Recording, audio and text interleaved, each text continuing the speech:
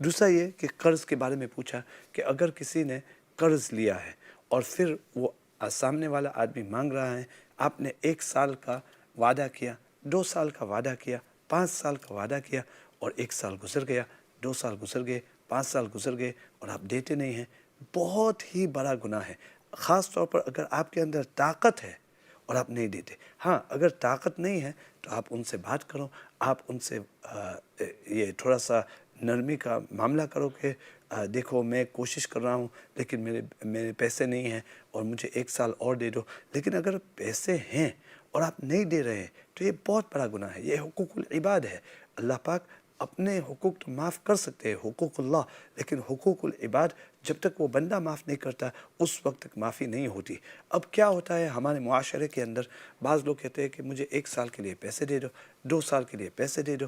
وہ پیسے دیتے ہیں اور 2 سال ہو جاتے ہیں تو پھر وہ واپس لینے کے لیے آتے ہیں تو پھر وہ فون نہیں اٹھاتے، وہ بات بھی نہیں کرتے، تو 2 سال نکل جاتے، 3 سال نکل جاتے۔ اور جس نے پیسے لیے ہیں ایسا نہیں ہے کہ اس کے پاس پیسے نہیں ہیں، ہر سال عمرہ کے لیے جاتا ہے، ہر سال حج کے لیے جاتا ہے۔ تو میں تو یہ پوچھتا ہوں ادریس بھائی کہ اس کا حج کیسے قبول ہوگا جب کہ اس کا دل دکھ رہا ہے، اس نے اس کے اوپر ظلم کیا ہے؟ تو کیا اس طرح کیسے حج قبول ہوگا؟ آپ حج کس کے لیے جاتے ہیں؟ اللہ کے لیے جاتے ہیں۔ اللہ پاک نے آپ کو حکم دیا ہے کہ آپ لوگوں کے دل کو مت دکھاؤ۔ آپ نے کسی کو پیسے لیے ہیں اور پھر پیسے واپس نہیں دیتے، تو یہ حقوق العباد کے اندر ہم بہت پیچھے ہیں۔ لوگوں کے حقوق کا بہت خیال رکھنا ضروری ہے، اس لیے کہ قیامت کے دن وہی حقوق ہمارے گریبان پکڑ کر اور ہمارے اوپر بہت بڑا بوجھ ہو جائے گا۔ اللہ ہم سب کی حفاظت کرے، اللہ سب کی حفاظت کرے۔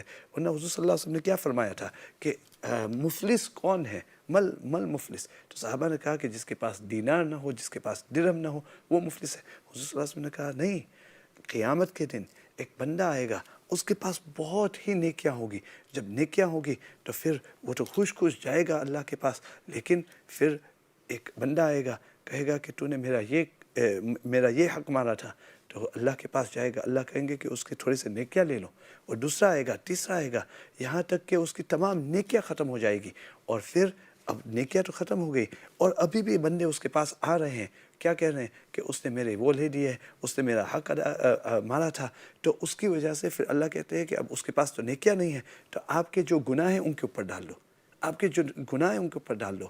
تو یہ جو ہم لوگوں کے حقوق مارتے ہیں، کوئی چیٹنگ کرتا ہے، کوئی پیسے لے لیتا ہے، کوئی پیسے واپس نہیں دیتا، کوئی غیبت کرتا ہے کسی کے بارے میں، کوئی کسی کا دل دکھاتا ہے، اس سے بہت ہی پرہیز کرنے کی ضرورت ہے۔ اللہ پاک ہم سب کی حفاظت فرمائے، اللہ پاک ہم سب کو حقوق العباد سمجھنے کی توفیق نصیب فرمائے کہ حقوق العباد بہت ہی خطرناک ہے، بہت ہی خطرناک ہے۔ تو اللہ پاک یہ قرض کے بارے میں، ایک مرتبہ حضور صلی اللہ علیہ وسلم آئے جنازے میں اور حضور صلی اللہ علیہ وسلم نے پوچھا کہ یہ کس کا جنازہ ہے؟ فلاں کا جنازہ ہے، کیا اس کے اوپر قرض ہے؟ کہا کہ ہاں اس کے اوپر قرض ہے۔ تو حضور صلی اللہ علیہ وسلم پیچھے ہٹ گئے اور حضور صلی اللہ علیہ وسلم نے صحابہ کو کہا کہ آپ پڑھ لو۔ یا اللہ، کتنا بڑا، یعنی حضور صلی اللہ علیہ وسلم اس کے جنازے سے پیچھے ہو گئے کہ اس نے قرض چھوڑ کر وہ فوت ہو گیا۔ تو پھر کسی نے ہاتھ اٹھایا، حضور صلی اللہ علیہ وسلم میں اس کا قرض ادا کر دوں گا، آپ نماز پڑھا لیں۔ تو کہا بالکل بالوفا، اس نے کہا بالوفا، یعنی بالکل میں اس کا ادا کروں گا۔ تو پھر حضور صلی اللہ علیہ وسلم نے اس کی نماز پڑھائی۔ تو یہ کتنا خطرناک اور کتنی خطرناک بات ہے کہ حضور صلی اللہ علیہ وسلم جس کا قرض باقی تھا، حضور صلی اللہ علیہ وسلم پیچھے ہٹ گئے تھے۔ تو اگر آپ نے کسی کا قرض لیا ہے تو میں آپ سے مؤدبانہ گزارش کرتا ہوں، اگر آپ کے پاس طاقت ہے، اگر آپ نے ڈیلے کیا ہے بغیر کسی ایکسکیوز کے، بغیر کسی بہانے کے، تو پلیز میں آپ سے بہت ہی مؤدبانہ گزارش کرتا ہوں کہ آپ ضرور بھی ضرور جلد از جلد وہ ادا کر لے۔ اللہ پاک ہم سب کو توفیق عطا فرمائے۔